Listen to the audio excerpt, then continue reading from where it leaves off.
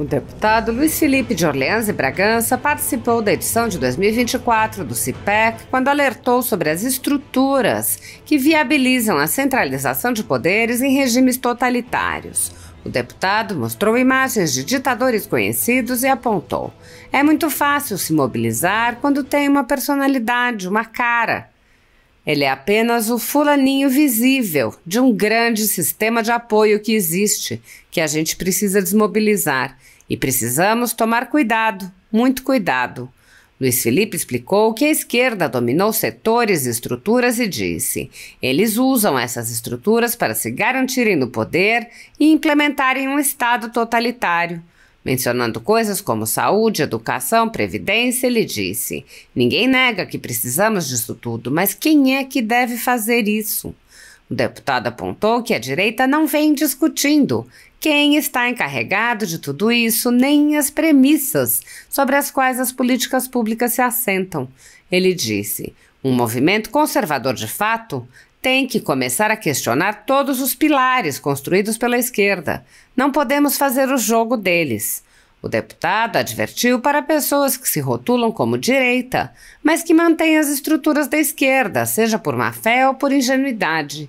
Ele disse: a direita precisa dar uma visão maior de que tipo de pessoa a gente precisa para fazer um movimento conservador de verdade, que vai fazer mudanças de verdade. Porque mantendo aquelas estruturas, aquele pessoal se regenera. Eles crescem mais uma vez do nada e são eleitos e reeleitos. E é isso que a gente precisa combater, o sistema. Luiz Felipe alertou: para termos uma Constituição, precisamos de uma sociedade que entenda o problema. Ele explicou: no século XXI, quem é o opressor e o lobo do homem é o Estado, são os sistemas. E a gente precisa de uma postura revolucionária. É uma postura de mudança de sistema. É uma postura até, em alguns casos, ante a Constituição que cria esses sistemas. Precisamos de um conservador revolucionário.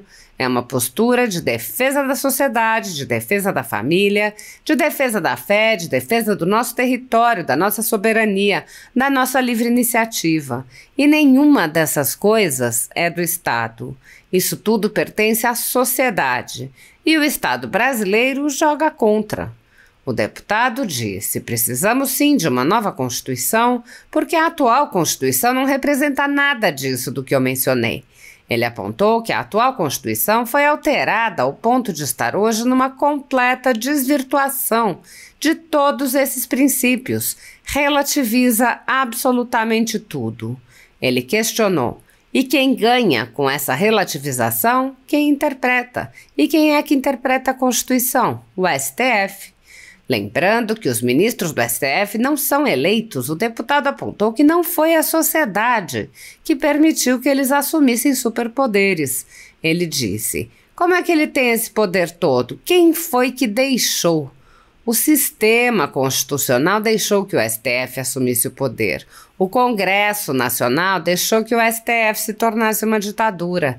A ausência de deputado de verdade, a ausência de senador de verdade. O sistema depende de deputados e senadores corruptos. Luiz Felipe disse: você tem corruptos e a esquerda mudando a Constituição. E o resultado é o que temos hoje. E tem os globalistas também influenciando e comprando boa parte do Congresso.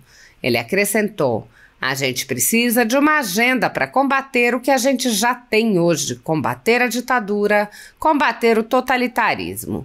O deputado disse: queremos ser uma democracia representativa, queremos ter Estado de Direito. Não temos, somos uma ditadura.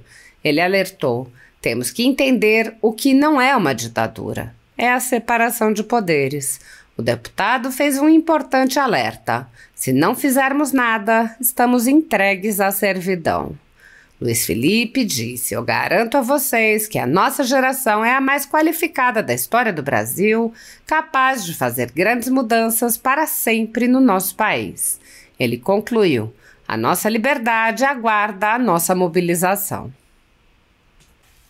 Na conjuntura jurídica atual do Brasil, muitas pessoas estão sendo tratadas como subcidadãos e subhumanos, sendo perseguidas implacavelmente por medidas judiciais invasivas e arbitrárias, sem direito razoável ao contraditório e à ampla defesa, pelo simples motivo de terem manifestado apoio ao ex-presidente Jair Bolsonaro.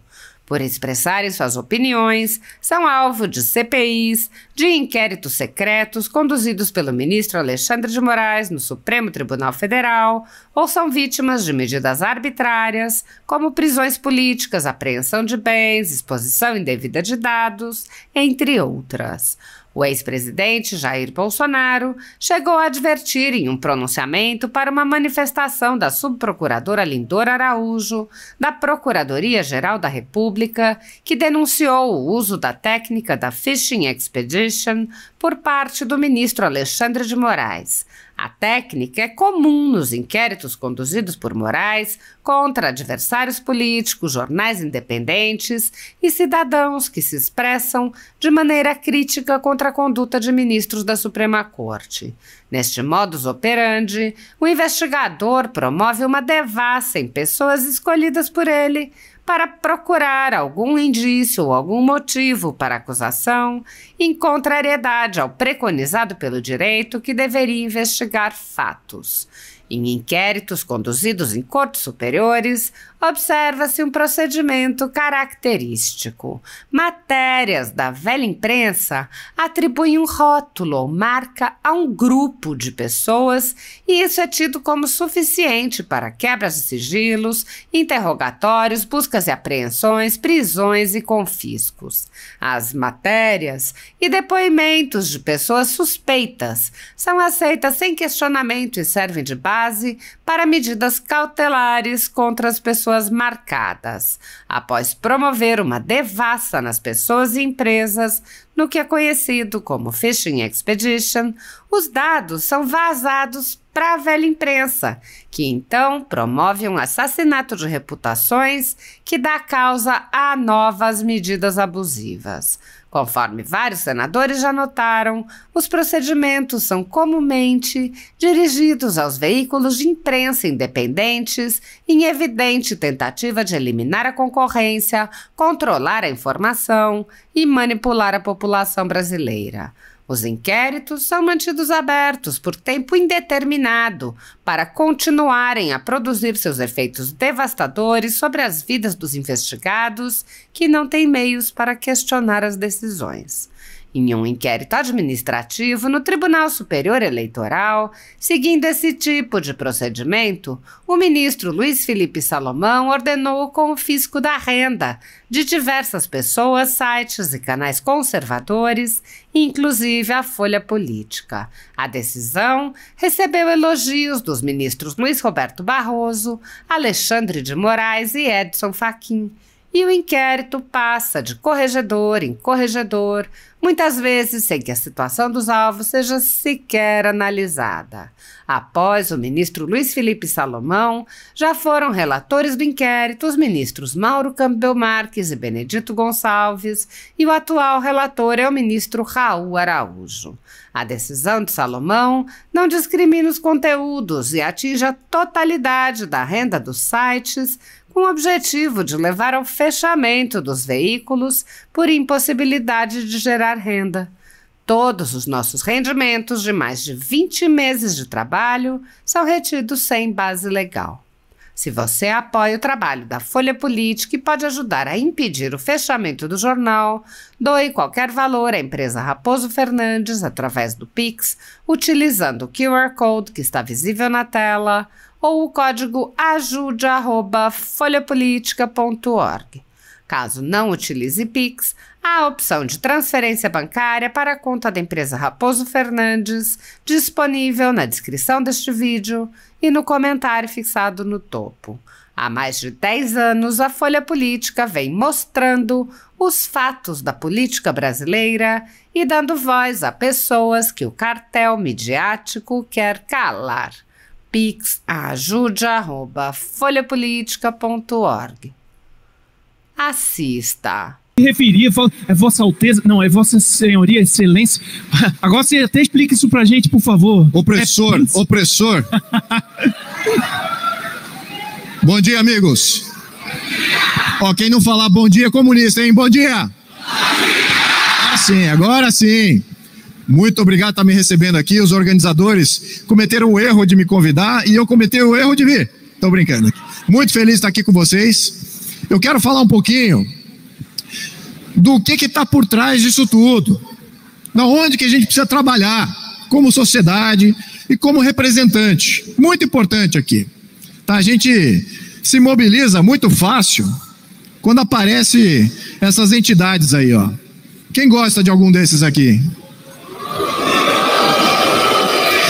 Talvez um ali, outro, quem sabe eu goste. Não sei, aquele Ceausescu ali, acho que é bacana, um cara legal. Não, nenhum desses aí. É muito fácil se mobilizar quando tem uma personalidade ali, uma cara. Ele é apenas o fulaninho visível de um grande sistema de apoio que existe, que a gente precisa desmobilizar e precisamos tomar cuidado, muito cuidado. Para a próxima, por favor. Quem é que está na coordenação aqui da mudança aqui do... Legal? Olha, aquele pessoal lá se sustenta com isso aqui, ó. Na cultura, volta ali, por favor. Cultura, lei trabalhista, empresa estatal, saúde, educação, previdência. Quem que é contra isso? Ninguém é contra isso, certo? Mas eles usam essas estruturas. Ah, obrigado. Qual que é o botão que eu aperto aqui? Frente para trás. Tá bom, não vai te esquecer. Obrigado. Eles usam essas estruturas para se garantirem no poder e implementarem um Estado totalitário. Então isso aqui ninguém nega que a gente precisa disso tudo. Mas quem é que deve fazer isso? E quais são as alternativas de Estado que a gente precisa? É isso que a gente não discute. A gente precisa começar a discutir alternativas, meus caros. Se a gente está sempre defendendo, eu vejo muita gente, não, a gente precisa de educação, educação, educação. Significa o quê? Mais recursos para educação. É mesmo? Ou seria melhores processos? Ou seria uma alternativa ao modelo educacional brasileiro? Ou até confrontar com os dados. A população brasileira está parando de crescer. Temos menos filhos. Como é que estamos botando mais recursos na educação? Como é que fica essa discussão? Alguém está falando sobre isso? Não. E previdência então? Rombo monumental. Esse governo, a toda semana, no desespero de fechar o rombo, lança lá uma medida para arrecadar mais. E ninguém fala de reformar a previdência. Se a previdência é boa ou não, estatal, organizada por eles, com um bando de burocrata lá comandando a sua poupança, que vocês nem sabem quem é. É esse o modelo que vocês sustentam? Temos que começar a rever isso aí, meus amigos. Um movimento conservador de fato tem que começar a questionar todos os pilares construídos pela esquerda. Quem construiu isso aqui no Brasil foi a esquerda. Não podemos fazer o jogo deles. Não podemos entrar e fazer, eu defendo a educação também. Mais recursos para a educação, modelo falido. Mais recursos para a previdência, modelo falido.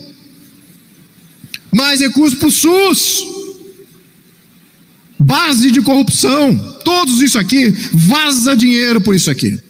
O que eu mais vejo lá em Brasília é os deputadinhos ali brigando para nomear alguém para comandar isso aqui. Faltou uma bolota aqui, que é agências reguladoras. ANEL, Anatel, CAD, eles se matam para nomear. Por quê? Porque vai vazar dinheiro por ali. Temos que começar a falar de alternativas. Quem ajudou a construir isso tudo aqui não foi só a esquerda não, viu? Tem a direita socialista aqui nessa brincadeira. Tem direita socialista aqui, tem burguês socialista ali, ó. Quem conhece os Faria Limers? E lá fora do mundo tem maiores ainda. Temos corporativistas, gente que está dentro do Estado, é conservador, mas defende o Estado. Não, tem que ter mais Estado, mais controle, porque ele faz parte do Estado. Temos que tomar muito cuidado com isso aí. A direita precisa dar uma visão maior aqui do que tipo de pessoas que a gente precisa para fazer um movimento conservador de verdade, que vai fazer mudanças de verdade, porque mantendo aquelas estruturas, aquele pessoal se regenera, eles crescem mais uma vez do nada. e são eleitos e reeleitos, e é isso que a gente precisa combater. O sistema.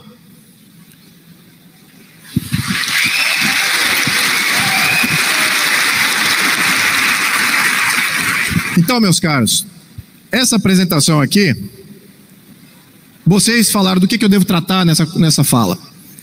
Muitos responderam falar de uma nova Constituição. É importante a gente falar da Constituição.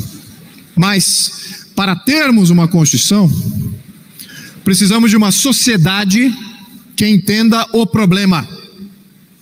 O problema que existe, que oprime a sociedade, não é a própria sociedade que oprime a sociedade. Como a esquerda fala, o homem é o opressor do homem, o homem é o lobo do homem. Não, no século XXI, quem é o opressor e o lobo do homem é o Estado, são os sistemas. E o que a gente precisa é de uma postura revolucionária, é uma postura de mudança de sistema, é uma postura, até em alguns casos, ante a Constituição, que cria esses sistemas. Precisamos de um conservador revolucionário. É uma postura de defesa da sociedade, de defesa da família, de defesa da fé, de defesa do nosso território, do nosso país, da nossa soberania, de defesa da nossa livre iniciativa. E nenhuma dessas coisas é do Estado. Isso tudo pertence à sociedade. E o Estado brasileiro joga contra.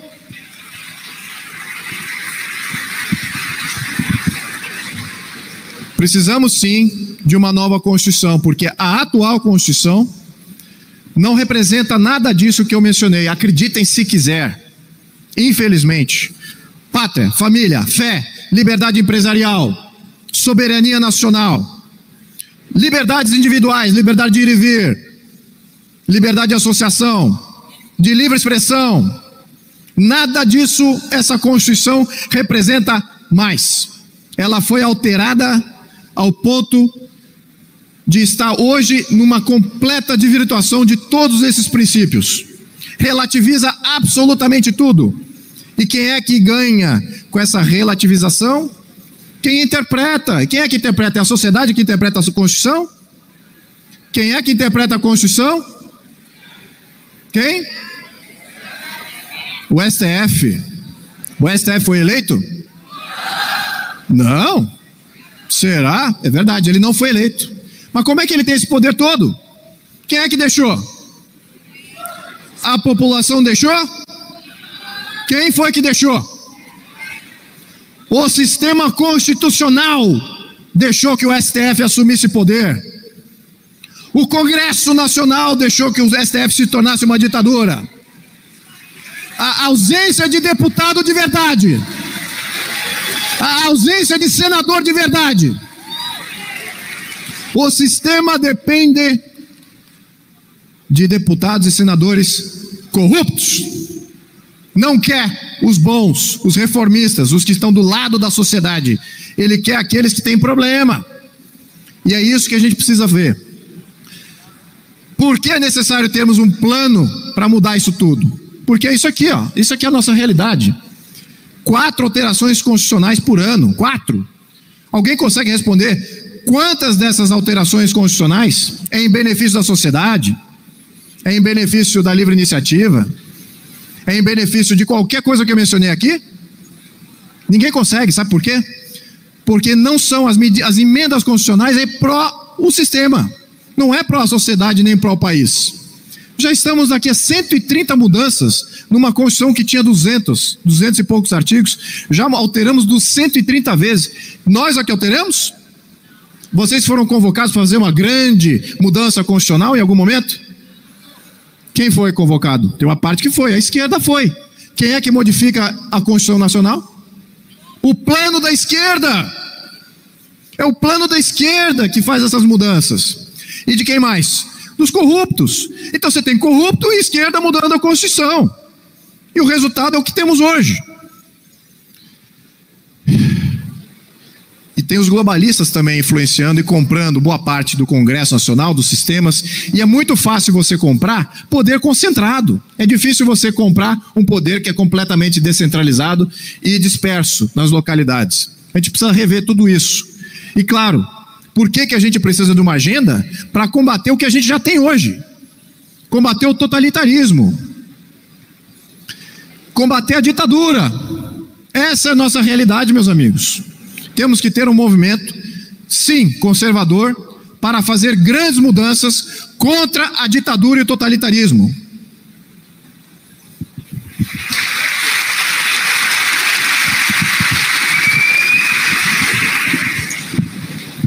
Olha, os 7 poderes, é muito importante a gente entender isso, não quero ser muito didático, porque isso já começa a entrar no tema da Constituição.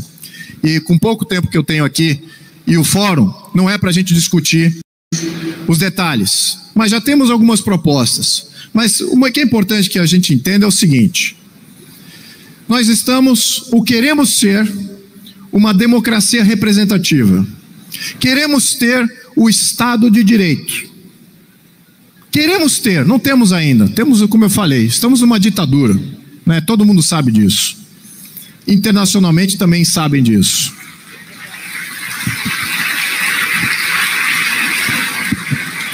Temos que combater uma ditadura como tal, mas com proposta, uma visão. Temos que entender o que não é uma ditadura. O que não é uma ditadura? É a separação de poderes. É ter a Constituição garantindo essa separação. E quais são os poderes que precisam estar representados? Aqui tem 7 poderes. O poder executivo, o legislativo, o judiciário, o do chefe de Estado, que está concentrado no executivo, mas precisa ser separado, Conselho de Estado, os anciãos, soberania popular, interferência direta da população no sistema, sem causar uma ruptura do sistema, mas sim, tem que ter soberania popular regulamentada. E precisamos do modelo federalista. Aqui Santa Catarina é um grande contribuidor, assim como o Rio Grande do Sul, um grande contribuidor para o erário público federal. Mas o dinheiro que sai desses estados e vai para Brasília não volta. Ele vai para outros estados. Isso não é federalismo. Isso chama-se roubo.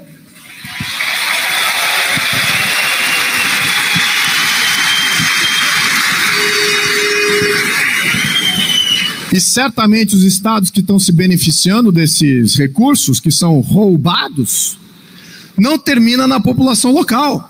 Vai para algum esquema de algum governador ou senador do Norte e Nordeste. A gente tem visto isso. Isso não é federalismo. Enfim, como é que é o modelo comunista? O modelo comunista não é nada disso aqui, ó. Não são 7 poderes. É um poder só. É o Partido Comunista. E do Partido Comunista, o resto está abaixo e deriva do que o Partido Comunista quer. E é assim que é organizado. Você pode ver, Vietnã do Norte, aliás, o Vietnã hoje completo, o Vietnã, Coreia do Norte, China, Cuba, Venezuela, Nicarágua, todos são organizados. É o partido em cima e o resto, judiciário, executivo, legislativo, o resto é embaixo. Então, se não faz parte do partido, simplesmente não faz parte da discussão. Então a gente tem que entender essa dicotomia, o que é defender a soberania nacional, a defesa dos nossos interesses individuais, significa ter 7 poderes constitucionais muito bem definidos. Por que agora? Por que agora, nesse momento? A gente precisa definir isso, porque muita gente me pergunta exatamente isso aqui. Por que precisamos de um movimento? Eu já pontuei. Se não fizermos nada, estamos entregues à servidão.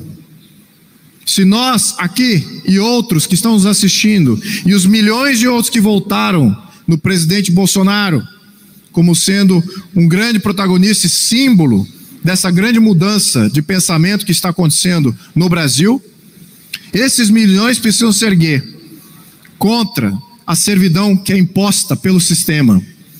Então, se a gente não fizer nada, a servidão continua. Queremos isso? Vou repetir de novo. Quem falar assim é comunista. Queremos isso? Muito bem.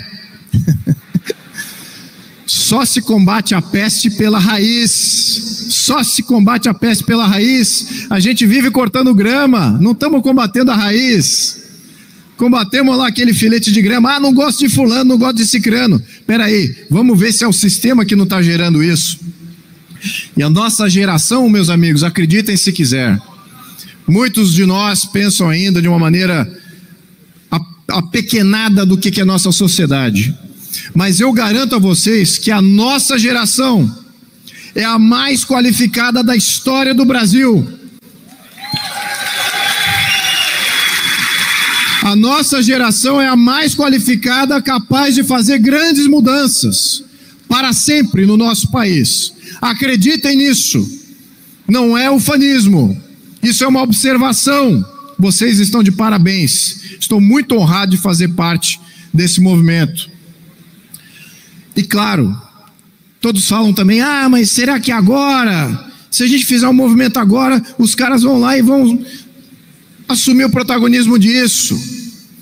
Pois é, isso acontece se o movimento não for certo. Não existe momento certo.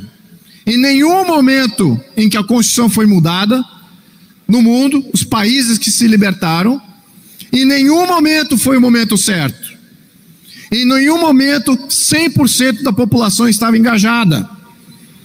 Havia sempre um percentual muito pequeno, 3, 5% da população que era bem organizada, que se mobilizava para fazer grandes mudanças. É esse 5% que a gente precisa. Não precisamos dos 90%. O 90% entra, entende intuitivamente que é o certo e segue aquilo que é o certo e valida. Mas precisamos dos 3 a 5% que de fato queiram fazer uma grande mudança no país. E eu tenho certeza que temos muito mais do que isso já mobilizados. Falta agora até a pauta. Então não existe o momento certo, existe sim o movimento certo. E é isso que vocês representam.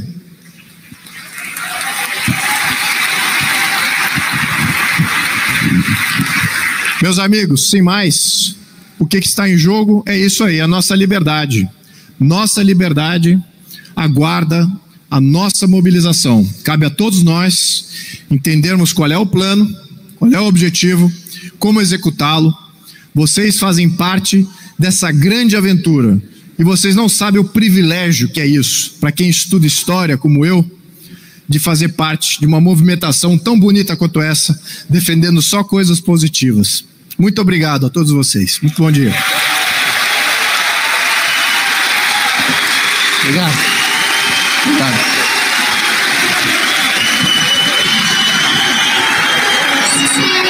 Salva de palmas!